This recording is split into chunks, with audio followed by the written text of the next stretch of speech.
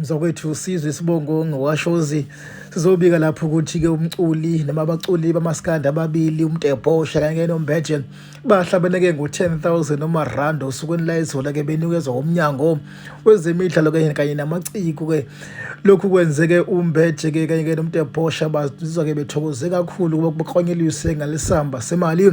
uMtebhosha ke ulimale edolweni nala khona eqhunyuke ngesikhathi ke sepracticing ke ebiyifolo ke likaMaskandi ke kanti ke lapha ke uMbeje uyothinteka ukuthi uyolimaze lapha ke uMtebhosha kodwa bobabili bathe sebenganakile bezwa ke sebethiwa ke bahlabene ke lapha ngo10,000 wamarandi benikwa ke ungqongqoshe lapha ke wezemidlalo kanye ke namasiko kwisifundazwe kwaZulu Natal uDr Ntuthuko Mahlaba. uMtebhosha ubhongisa kwenkomo ngesikhathi sokuthiwa ke lapha ke uhlabene kanti ke uMbeje uthe na kanjani uma ke ehlabana ngale mali uzoyibhubhisa ngendlela efanele kodwa hayi umlenze wawusiyalimala manje ke ngoba kwenzekele yonke umshophi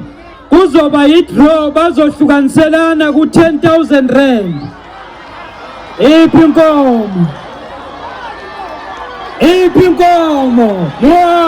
na inkomo lapha inkomo lapha